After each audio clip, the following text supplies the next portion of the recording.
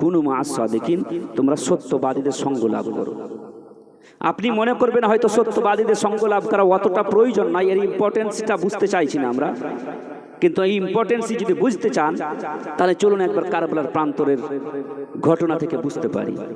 ইমামে হুসেনের জীবনী আমরা প্রায় শুনি, কারবালার জীবনী আমরা প্রায় শুনি, কিন্তু আমরা এটা হয়তো শুনেছি যে কারবালার প্রান্তরে ইমাম আলী মাকাম ইমাম হুসেন ইয়াজিদি সৈন্যবাহিনীকে সম্বোধন করে শেষ খুতবার মাধ্যমে এই কথাটা বলেছিলেন। ওখানে নামাজ, রোজা, হজ এবং জাকাতের কথা হয়নি, ওখানে কলেমার কথা হয়নি, ওখানে যে সত্যবাদীদের সাথে আছি, আমার সম্পর্ক কার সাথে, আমি কোন বাড়ির সাথে সম্পর্ক রাখি, এই কথাই হয়েছিল। আমাদের দেশেও অনেক মানুষ কোনো বাড়ির আশপাশে কোনো বিশিষ্ট ব্যক্তি যদি থাকে তাহলে তার সাথে নিজের সম্পর্কটা জাহির করার চেষ্টা করে যে অমুক আমার অমুক হয়, অমুক তো আমার অমুক হয়। এইরকমই সম্পর্কটা প্রয়োজন পড়বে কোন কোন জায়গায়, কবরে, হাসরে, পুলসিরাতে, কিয়ামতের বিভিন্ন স্থানে সম্পর্কটার প্রয়োজন পড়বে। যে আমার সাথে দুনিয়ার ওই আলিমের সাথে সম্পর্ক ছিল, অমুক নেক মানুষের সাথে সম্পর্ক ছিল, অমুক জান্নাতের সাথে আমার সম্পর্ক ছিল। ইমামে হুসেন শেষ খুতবাতে ইয়াজিদি সৈন্যবাহিনীর সম্মুখে দাঁড়িয়ে দাঁড়িয়ে বলেছিলেন, হে ইয়াজিদি সৈন্যবাহিনী, তোমরা জানো আমি কে? হে ইয়াজিদি সৈন্যবাহিনী, জানো আমি কে? আমি হলাম সেই আলী সন্তান যে আলীর ব্যাপারে আল্লাহ রাব্বুল আলামিনের রাসূল সাল্লাল্লাহু আলাইহি ওয়াসাল্লাম বলেছেন, আনা মাদিনাতুল ইলমি ওয়া আলীজুন বাবুহা, আমি হলাম জ্ঞান ও হিকমতের শহর আর আলী হলো তার দরজা, আমি সেই আলীর সন্তান। হে ইয়াজিদি সৈন্যবাহিনী, জানো আমি কে? আমি হলাম সেই ফাতেমাতুজ জাহরার সন্তান যে ফাতেমার ব্যাপারে রাসূল বলেছেন ফাতেমা হলো জান্নাতি রমণীদের সরদারনী। হে ইয়াজিদি সৈন্যবাহিনী, জানো আমি কে? আমি হলাম সেই ইমামে হুসেন যে ইমামে হুসেনের ব্যাপারে রাসূল করিম সাল্লাল্লাহু আলাইহি ওয়াসাল্লাম বলেছেন, মান আহাব্বা হুসাইনা ফাকাদ আহাব্বানি, মান আহাব্বানি ফাকাদ আহাব্বাল্লাহ, মান আহাব্বাল্লাহ আদখালাহুল্লাহুল জান্নাহ। হে ইয়াজিদ সৈন্যবাহিনী, জানো আমি কে? যার ব্যাপারে রাসূল করিম সাল্লাল্লাহু আলাইহি ওয়াসাল্লাম বলেছেন যে ব্যক্তি হুসেনকে ভালোবাসলো সে ব্যক্তি আমাকে ভালোবাসলো, আর যে ব্যক্তি আমাকে ভালোবাসলো আল্লাহ রাব্বুল আলামিন তাকে জান্নাতে প্রবেশ করাবেন। হে ইয়াজিদ সৈন্যবাহিনী, জানো আমি কে?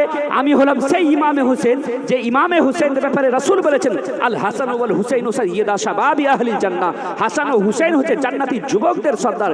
হে ইয়াজিদি সৈন্যবাহিনী, জানো আমি কে? আমি হলাম সেই ইমামে হুসেন যে ইমামে হুসেনকে নিয়ে রাসূল করিম সাল্লাল্লাহু আলাইহি ওয়াসাল্লাম কখনো কাঁধে নিয়ে খেলতেন, কখনো কোলে নিয়ে খেলতেন। হে ইয়াজিদি সৈন্যবাহিনী, জানো আমি কে? আমি হলাম সেই ইমামে হুসেন যে ইমামে হুসেন রাসূল করিম সাল্লাল্লাহু আলাইহি ওয়াসাল্লামের পিঠে উঠে বসলে রাসূল করিম সাল্লাল্লাহু আলাইহি ওয়াসাল্লাম নিজের মহান প্রতিপালকের দরবারে সাজদাকে লম্বা করে দিতেন। আমি হলাম সেই ইমামে হুসেন। ইমামে হুসেন এখানে সম্পর্কের কথা বলেছেন। ইমামে হুসেন বলেননি যে হে ইয়াজিদি সৈন্যবাহিনী, তোমরাও নামাজ পড়ো, আমিও নামাজ পড়ি, তোমরাও কলমা পড়ো, আমিও কলমা পড়ি, তোমরা হজ এবং যাকাত আদা করো, আমিও হজ এবং যাকাত আদা করি, তোমরা এক কথায় যে নবীর কলমা পড়ো আমিও সেই নবীর কলমা পড়ি, অতএব তোমরা আমার পরিবার বর্গকে কেন কতল করছো? ইমামে হুসেন বলেছেন যে আমার সম্পর্ক অমুক অমুকের সাথে, আমার সম্পর্ক অমুকের সাথে। তাহলে সম্পর্কটা কতটা জরুরি? সম্পর্ক দুনিয়াতেও কাজে আসে, সম্পর্ক আখিরাতে কাজে আসবে, সম্পর্ক পুলসিরাতে কাজে আসবে, মিজানে কাজে আসবে। তাহলে আমাদেরকে সম্পর্ক জাহির করতে হবে কার সাথে? যারা ওলিয়া আউলিয়া গৌস কুতুব, এক কথায় আল্লাহর প্রিয় বান্দাদের সাথে আমাদেরকে সম্পর্ক জাহির করতে হবে। যখন বর্তমান যুগ ফিতনা ফাসাদের যুগ, বর্তমান ডিজিটাল যুগে আমরা বসবাস করছি, আজকে আমরা আধুনিক যুগে বসবাস করছি, আজকে আমরা উত্থানের যুগে আমরা বসবাস করছি, প্রগতিশীল যুগে বসবাস করছি। উন্নতিশীল যুগে বসবাস করেও আজ আমরা উন্নত হতে পারছি না। উন্নতিশীল যুগে বসবাস করেও আজকে আমরা চারিদিক দিয়ে আজ আমরা পিছিয়ে পড়া জাতি। উন্নতিশীল যুগে বসবাস করে, ডিজিটাল যুগে বসবাস করে, আধুনিক যুগে বসবাস করে আমরা আধুনিকতার ছোঁয়াও আমাদের সাথে নেই, ডিজিটালিটির আমাদের সাথে কোনো ছোঁয়া নেই, কিচ্ছুই আমাদের মধ্যে নেই। গোটা দুনিয়ার মধ্যে সবচাইতে বেশি পিছিয়ে পড়া জাতির নাম হলো মুসলমান। দুনিয়ার মধ্যে সবচাইতে বেশি নির্মম জাতির নাম হলো মুসলমান। দুনিয়ার মধ্যে সবচাইতে বেশি অশিক্ষিত জাতির নাম হলো মুসলমান। দুনিয়ার মধ্যে মরছে কারা? মুসলমানরা। দুনিয়ার মধ্যে অসহায় কারা? মুসলমানরা। অথচ গোটা দুনিয়াতে 57-58টি মুসলিম দেশ আছে, 200 কোটির অধিক মুসলমান বসবাস করে পৃথিবীর বুকে। তবুও গোটা দুনিয়ার মধ্যে সবচাইতে পিছিয়ে পড়া জাতি হলাম আমরা। কখনো মুসলমানকে, কখনো গরুর নামে, এটা বাকি কখনো মুসলমানদের প্রতি, কখনো গরুর নামে, কখনো মাংসের নামে, কখনো চোরের নামে, কখনো লাভ জিহাদের নামে, কখনো ভারতের মাটির মধ্যে মারা হয়। কখনো আমাদের পার্শ্ববর্তী দেশ মায়ানমারে মরে মুসলমান, আমাদের পার্শ্ববর্তী দেশ চীনে মরে মুসলমান, আমাদের পার্শ্ববর্তী দেশ আফগানিস্তানে মরে মুসলমান, মধ্যপ্রাচ্য যেগুলো আরব কান্ট্রিজগুলো আছে সেগুলোতে মরে মুসলমান, লিবিয়া, তারপরে সিরিয়া, তারপরে ফিলিস্তিনের রাস্তার দুই পাশে গোলাপ ফুলের মতো ফুটফুটে চেহারাওয়ালা শিশুদের বিভৎস লাশ পড়ে থাকে। গোটা দুনিয়ার মানুষ চুপ চুপ করে দর্শকের ন্যায় দেখে। এসব কিছুর কারণ হচ্ছে এই যে আমরা দুনিয়ার মধ্যে সবচাইতে পিছিয়ে পড়া জাতি। অথচ আজ থেকে প্রায় 20 থেকে 30 বছর পূর্বে যে জাতি রাস্তায় ঝাড়ু দিত, যে রাস্তায় এবং রাস্তা পরিষ্কার করত, যে জাতি পায়খানা এবং বাথরুম পরিষ্কার করত, ওই সমস্ত নিম্ন শ্রেণীর মানুষরা আজ মুসলমানদের চাইতে শিক্ষার দিক দিয়ে 7 থেকে 8% উপরে চলে গেছে। আর মুসলমানরা তাদের থেকে 7 এবং 8% পিছিয়ে পড়ে আছে। এই হয় যদি আমাদের জাতির অবস্থা, তাহলে সে জাতি বেশি দিন টিকবে না। আমরা গোটা দুনিয়ার মধ্যে সবচাইতে পিছিয়ে পড়া জাতি, অথচ আমরাই ছিলাম গোটা দুনিয়ার মধ্যে সবচাইতে উচ্চ শ্রেণীর মানুষ, সবচাইতে উঁচু জাতি। আজ আমরা সবচাইতে নিম্ন শ্রেণীর মানুষ হয়ে গেছি। কারণ কি? কারণ কয়েকটি আছে, সে কারণগুলো বলে আমার বক্তব্য ইতি করব। আজকের যুগে আমরা দেখতে পাই সর্বপ্রথম যে কারণ, সে কারণটি হচ্ছে আমরা রাসূল করিম সাল্লাল্লাহু আলাইহি ওয়াসাল্লামের শিক্ষার প্রতি আমরা আমল করতে পারছি না। আমরা শিক্ষার দিক দিয়ে অধঃপতনের শিকার হয়ে আছি। আমরা শিক্ষার দিক দিয়ে সবচাইতে বেশি পিছিয়ে পড়া জাতি, অথচ আমাদের দেওয়ালে দেওয়ালে লেখা থাকে সর্বশিক্ষা অভিযান। আমাদের দেওয়ালে দেওয়ালে আমাদের মানুষদের দিলের মধ্যে, মন ও মানসিকতার মধ্যে এই জিনিসটা জানা আছে যে শিক্ষা জাতির মেরুদণ্ড। কিন্তু তবুও আমরা সবচাইতে বেশি শিক্ষার দিক দিয়ে পিছিয়ে। গোটা দুনিয়াতে আমরা যে মরছি, এর মরার প্রথম কারণ যেটা হচ্ছে এই, গোটা দুনিয়াবাসী আমাদেরকে বোঝ মনে করছে। বোঝ বুঝেন? বোঝ যদি হয় তাকে কি করা হয়? তাড়াতাড়ি মাথা থেকে ফেলা হয়, বোঝ রাখা হয় না। গোটা দুনিয়াতে আমরা, গোটা দুনিয়ার মানুষের কাছে আমরা বোঝ হয়ে গেছি। আমাদের দেশে 2 প্রকারের কীট পাওয়া যায়, 2 প্রকারের পোকা পাওয়া যায়। একটা পোকার নাম হচ্ছে মাছি, যে মাছিকে মারার জন্য কি করা হয়? পঞ্চায়েত থেকে, পুরসভা থেকে ব্লিচিং পাউডার, গ্যাস নিয়ে এসে জনপদের মধ্যে, মানুষের পরিবেশের মধ্যে কি করা হয়? স্প্রে করা হয়। আমি বলবো যে এটা তো একটা জীব, আর এই পোকাকে আপনারা কেন মারছেন? তো আপনি বলবেন, মৌলভী সাহেব জানেন না, এই পোকা হচ্ছে এমন পোকা, এ কি করে? ব্যাকটেরিয়া ছড়ায়, সমাজের মধ্যে রোগ ছড়ায়, যার কারণে একে মারা হয়। কারণ এর দ্বারাই মানুষের মধ্যে রোগ ছড়ায়। কিন্তু মাছির প্রকার আরেকটি আছে, সেটা হচ্ছে কি? মৌমাছি। যাকে মারা হয় না, যাকে মারার জন্য স্প্রে করা হয় না, ব্লিচিং পাউডারও ছিটানো হয় না, বরং তাকে সাজিয়ে রাখা হয়। আর তাকে, সেই মাছি যদি, মধুমাছি যদি অসুস্থ পড়ে, তো তাকে সুস্থ করার জন্য মেডিসিন দেওয়া হয়। আমি বলবো দুটোই মাছি। একটা মাছিকে আমরা মারছি কারণ তার দ্বারাই রোগ ছড়াই, আর একটি মাছিকে আমরা সুন্দরভাবে সাজিয়ে রাখছি। অসুস্থ পড়লে তাকে কি করছি? মেডিসিন দিচ্ছি। এর কারণ হচ্ছে এই যে এই মাছিটার দ্বারাই মানুষের মধ্যে যদি রোগ ছড়ায়, সে রোগ থেকে মানুষ রোগ মুক্ত হয়। একটার দ্বারাই মানুষের মধ্যে রোগ ছড়ায়, আর একটার দ্বারাই মানুষ রোগ মুক্ত হয়। একটা মাছি হচ্ছে জাতির জন্য বোঝ, আর একটি মাছি হচ্ছে জাতির জন্য, জাতির প্রয়োজন। ওই রকম মুসলমানদের 2টি ক্যাটাগরি। একটি মুসলমান হচ্ছে জাতির জন্য কি বোঝ, যে জাতিকে, সে মুসলমানকে আমি, আপনি, আব্দুল খালিক, আব্দুর রহমান, যাদের নাম শুনলে পরে ইলেকট্রনিক মিডিয়া থেকে নিয়ে প্রিন্ট মিডিয়া এবং সোশ্যাল মিডিয়াতে আমারও আপনার নাম শুনলে মানুষের চক্ষু কপালে আসে এবং নিউজকে খবরকে এমন লম্বা চওড়া বড় সড়ো করে দেখা হয় যেন মনে হয় যেন মুসলমান সবচাইতে বেশি অপরাধী। কিন্তু মুসলমানদের আর একটি ক্যাটাগরি আছে যার নাম শুনে ভারতবাসী, সে যে কোনো ধর্মের যে কোনো বর্ণের হোক না কেন, তার নাম শুনে চক্ষু কপালে উঠে না, বরং ইন্ডিয়ান হিসাবে প্রত্যেক ভারতবাসী তাদের নাম নিতে গর্ববোধ করে, তাদের নাম নিয়ে গর্ববোধ করে। আমি বলবো এটাও মুসলমান ওটাও মুসলমান। একটাকে নাম নিতে মানুষ লজ্জাবোধ করছে, একজনের নাম নিতে মানুষ লজ্জাবোধ করছে, প্রিন্ট মিডিয়া ইলেকট্রনিক মিডিয়ার মধ্যে তাদেরকে বদনাম করা হচ্ছে, আর একজনের নাম নিয়ে গর্ববোধ করা হচ্ছে।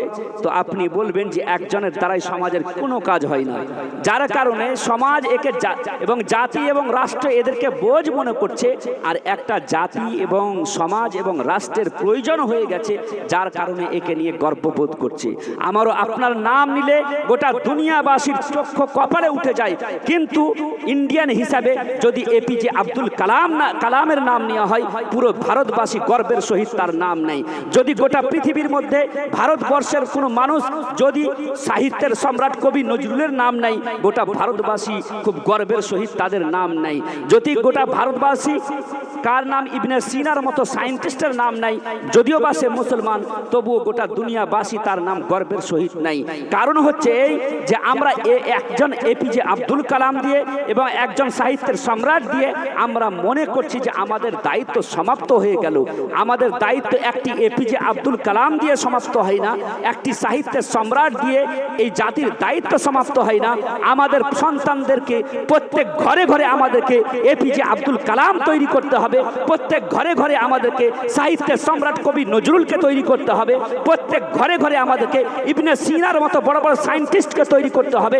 যদি আমাদের সন্তান সমাজের এবং রাষ্ট্রের প্রয়োজন হয়ে যায়, গোটা সমাজ ও রাষ্ট্র আমার ও আপনার সন্তানকে আমেরিকা নিয়ে যেতে বাধ্য হবে, নাসা নিয়ে যেতে বাধ্য হবে, তারপরে কি বলে রাশিয়া নিয়ে যেতে বাধ্য হবে। ইসরায়েল যে গোটা দুনিয়ার প্রতি জুলুম করছে, মুসলমানদের প্রতি জুলুম করছে, আকাশ থেকে যে রকেট মেরে মুসলমানদের সন্তানদেরকে শেষ করে দিচ্ছে, আকাশ থেকে রকেট ফেলে যে মুসলমানদের জনপদকে ধ্বংস করে দিচ্ছে, আকাশ থেকে রকেট ফেলে মুসলমানদের ধর্মস্থানগুলোকে ভেঙে দিচ্ছে, আকাশ থেকে রকেট ফেলে মুসলমানদের বৃদ্ধ এবং মহিলাদের প্রতি অত্যাচার করছে, ওই রকম অত্যাচার কেউ করতে পারবে না। আমরা মনে করছি, এ জাতি মনে করছে একজন এপিজে আব্দুল কালাম দিয়ে, একজন মিসাইল ম্যান দিয়ে, একজন পরমাণু দাতা দিয়ে মনে করছে যে আমরা গোটা ভারতের মুসলমান, আমরা আমাদের দায়িত্ব সমাপ্ত হয়ে গেল। একটি এপিজে আব্দুল কালাম দিয়ে এ জাতির দায়িত্ব কখনো সমাপ্ত হয় না। আজ আমরা কোন জায়গায় চলে যাচ্ছি? वज़ा में तुम हो नसारा तो तमद्दुन में हुनूद, ये वो मुसलमान जिसे देख कर शर्माई यहूद। দেখতে বেশভূষায় আমরা ইহুদ ও নাসারাদের, ইহুদি খ্রিস্টানদের মতো, আর আমাদের কর্মকাণ্ড ইহুদ ও নাসারাদের মতো। वज़ा में तुम हो नसारा तो तमद्दुन में हुनूद, ये वो मुसलमान, এই মুসলমানদেরকে দেখে ইহুদ ও খ্রিস্টানরাও লজ্জা করছে। ये वो मुसलमान जिसे देख कर शर्माई यहूद। আজ হচ্ছে মুসলমান জাতির এই অবস্থা। আমরা বলছি যে আমাদের সন্তানরা বড় হতে পারছে না, বড় বড় জায়গায় পৌঁছাতে পারছে না, আমাদের সন্তানরা উন্নতি করতে পারছেন না, আমাদের সন্তানদেরকে পড়ালেখা করাবো, নাসা আমাদেরকে সন্তানদেরকে কি ডাকবে? জাতির রাষ্ট্রের যদি প্রয়োজন হয়ে যায় তাহলে ডাকবে না?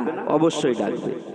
আমরা মনে করছি আমাদের সন্তানদেরকে চাকরি দেওয়া হচ্ছে না, পড়িয়ে লাভ কি হবে? অতএব মাধ্যমিক উচ্চ মাধ্যমিক দিলাম, দেওয়ার পরে রাজমিস্ত্রি পাঠিয়ে দিলাম, সৌদি পাঠিয়ে দিলাম, চেন্নাই এবং কেরালা পাঠিয়ে দিলাম। এই হচ্ছে আমাদের জাতির মন ও মানসিকতা। এই যদি আমাদের জাতির মন ও মানসিকতা হয়, এই চিন্তাধারা যদি আমাদের জাতির হয়, আমাদের জাতি তাহলে আগামী যে দিনগুলো আসছে এই দিনে কিন্তু আমাদের জাতি টিকবে না, আমাদের জাতি শেষ হয়ে যাবে, মুসলমান শেষ হয়ে যাবে। আপনাকে বাঁচানেওয়ালা কোনো ব্যক্তি থাকবে না, আপনার সন্তানদের ভবিষ্যৎকে সুন্দর করার মতো লোক কাউকে পাবেন না। আজকে যারা সবচাইতে উন্নতিশীল জাতি নিজেকে ঘোষণা করছে, ইউরোপিয়ানরা, যারা নিজেকে সবচাইতে মনে করছে যে আমাদের মতো বড় আর আমাদের মতো ভালো আর আমাদের মতো উন্নতিশীল জাতি কেউ নাই, গোটা দুনিয়া আমাদেরকে ফলো করে, যারা আজকে বলছে, যেমন আমেরিকা, রাশিয়া, ইংল্যান্ড, এরা নিজেকে বলছে যে আমরা সবচাইতে বেশি শিক্ষিত মানুষ, গোটা দুনিয়ার অধিকারের কথা বলছে এরা, গোটা দুনিয়ার মানবতার অধিকারের কথা বলছে এরা। আফ্রিকার পিছিয়ে পড়া জাতির অধিকার তারা দিচ্ছে, যারা না খেয়ে থাকছে তাদেরকে খাবার দিচ্ছে, এমনকি পশুদের অধিকারের কথা বলছে, ওমেন মহিলাদের অধিকারের কথা বলছে এরা, গোটা দুনিয়ার অধিকারের কথা বলছে। কারণ গোটা দুনিয়ার মোড়লের আসনে এরা বসে আছে, গোটা দুনিয়াকে নেতৃত্ব দিছে, গোটা দুনিয়ার বাগডোর এদের হাতে আছে। এরা সব জায়গায় নিজের মাথা ভরে দেয়, সব জায়গাতে নিজের নেতৃত্ব দেওয়ার আপ্রাণ চেষ্টা চালিয়ে যায়। যেখানে কিছু হয় সেখানে দেখবেন এরাই আছে। কারো না কারো ঝগড়া তৃতীয় থার্ড পার্টি হয়ে এসে সেই লড়াইতে শুরু করতে দেয়। যারা বলছে যে গোটা দুনিয়ার যত রকম ব্যবস্থা আমাদের হাতে আছে, এক কথায় নাসা আমাদের হাতে, গুগল আমাদের হাতে, ইন্টারনেট আমাদের হাতে, গোটা দুনিয়ার বাজারকে শেয়ার মার্কেটকে বন্ধ করে দেওয়ার মতো ইন্টারনেট আমাদের হাতে, ডলার আমাদের হাতে। এরাই একদিন কেমন ছিল জানেন? এরাই একদিন নিকৃষ্ট জাতি ছিল। আর আজকে যারা পিছিয়ে পড়া জাতি মুসলমান, এরাই ছিল সবচাইতে উঁচু জাতি, সবচাইতে সম্মানীয় জাতি, সবচাইতে শিক্ষিত জাতি। বিশ্বাস যদি না হয়, যারা ইতিহাস নিয়ে পড়াশোনা করেছেন জানেন 200 বছর আমরা গোলামীর জীবন কাটিয়েছি, দাসত্বের জীবন ভারতের বুকে কাটিয়েছি। ইংরেজরা 200 বছর আমাদের ওপরে রাজ করে আমাদেরকে গোলামীর জীবন কাটাতে বাধ্য করেছে।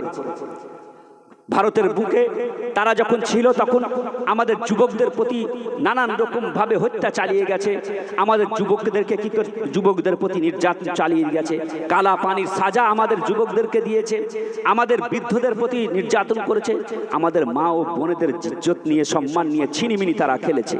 আজকে এরা বলছে কি ওমেন রাইটসের কথা বলছে, মহিলাদের অধিকারের কথা এরা বলছে, আজকে মানবতার অধিকারের এরা কথা বলছে। আরে আজ থেকে 1400 বছর পূর্বে রাসূল করিম সাল্লাল্লাহু আলাইহি ওয়াসাল্লাম ওমেন রাইটসের কথা বলেছেন, মহিলাদের অধিকারের কথা বলেছেন, পুরো বিশ্ব মানবতার অধিকারের কথা বলেছেন। অথচ আমাদের মুসলমানরা এই কথা জানেন না। আজকে যারা বলতে এটাই চাইছিলাম, আজকে যারা সভ্য জাতি এরাই একদিন অসভ্য জাতি ছিল, আজকে যারা শিক্ষিত জাতি এরাই একদিন মূর্খ ছিল। আর আমরা যে আজকে 7-8% নিম্ন শ্রেণীর চাইতেও পিছিয়ে পড়া শিক্ষার দিক দিয়ে, এরাই ছিল শিক্ষার দিক দিয়ে সব চাইতে আগে। ইউরোপের ইতিহাসে এখনো আছে যে ইউরোপিয়ান বড় বড় সম্রাটের শাহজাদারা মুসলিম ইউনিভার্সিটিতে অ্যাডমিশন নেওয়ার জন্য লাইন দিয়ে দাঁড়িয়ে থাকতো। স্পেন কি আমরা ভুলে গেছি? গার্তানাকে কি আমরা ভুলে গেছি? ইসলামিক ইতিহাসে আমরা ভুলে গেছি? আমরা তো ভুলেই বসে আছি। ও জামানে মে মুআজ্জাজ থে মুসলমান হোকর, সেই যুগের মানুষ কোরআনের প্রতি আমল করে গোটা দুনিয়াতে সম্মানীয় ব্যক্তি হিসাবে পরিচিত ছিলেন। আজ আমরা কোরআনের শিক্ষাকে ছেড়ে দিয়ে গোটা দুনিয়ায় অসহায় হয়ে পড়েছি। গোটা দুনিয়ার মানুষ অশিক্ষিত ছিল। রাসূল করিম সাল্লাল্লাহু আলাইহি ওয়াসাল্লামের আবির্ভাবের পূর্বে ইতিহাসের পাতায় একটি নাম আছে, সেই যুগটার নাম, সেই যুগটাকে বলা হয় আইয়ামে জাহিলিয়াত, সেই যুগটাকে বলা হয় অন্ধকারময় যুগ, সেই যুগটাকে বলা হয় ডার্ক এজ। সেই যুগটাকে অন্ধকারময় যুগ কেন বলা হয়? আর সেই যুগে কি কি হতো?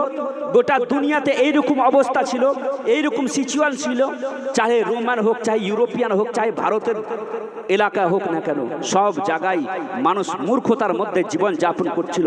সেই যুগে একটি নিয়ম ছিল, একটু কানুন ছিল। সে কানুনটি হচ্ছে এই যে পৃথিবীর বুকে যে যতই বড় হোক না কেন, সে যতই বড় তিজারত করনেওয়ালা, সে যতই বড় বাণিজ্যিক করনেওয়ালা হোক না কেন, যতই বড় পয়সা অর্থের মালিক হোক না কেন, যদি তার পিতা ধর্মগুরু হয় তবে সে কি করতে পারবে? জ্ঞান অর্জন করতে পারবে, শিক্ষা অর্জন করতে পারবে। যদি ধর্মগুরু সন্তান না হয়, সে যতই পয়সাওয়ালা হোক না কেন, সে শিক্ষা অর্জন করতে পারবে না। এটা শুধু ভারতেরই ইতিহাসে নয়, ভারতের ইতিহাস তো আরো বড় ছিল। কোনো যদি ব্যক্তি যদি ধর্মীয় জ্ঞান, ধর্মীয় কথা যদি শুনে নিত, তাহলে কি করতো? তার কানের মধ্যে সীসাকে গলিয়ে কানের মধ্যে ঢেলে দেওয়া হতো। এইরকমই নিম্ন শ্রেণীর মানুষ আর উচ্চ বর্ণের মানুষের বিভেদ বিচ্ছেদ আমাদের ভারতের বুকে ছিল। যদি কোনো নিম্ন শ্রেণীর মানুষ, কোনো অছুত ব্যক্তি কোনো পূজার গৃহে যদি ঢুকে যেত, তাহলে কি করা হতো? তাক সেই জায়গাটাকে গোবর দিয়ে পাক করা হতো, পবিত্র করা হতো, গঙ্গার জল দিয়ে পবিত্র করা হতো। এটা ছিল ভারতের ইতিহাস। ধর্মীয় জ্ঞান অর্জন করতে পারতো না। এইরকমই ইউরোপেরও অবস্থা ছিল। ইউরোপের বুকে এইরকম ছিল যে কেউ যদি শুধু ধর্মগুরু যারা, তারাই শুধু শিক্ষা অর্জন করবে বা তার সন্তানরা শিক্ষা অর্জন করবে, এই ছিল ইউরোপিয়ানদের ইউরোপিয়ানদের কানুন বা আইন।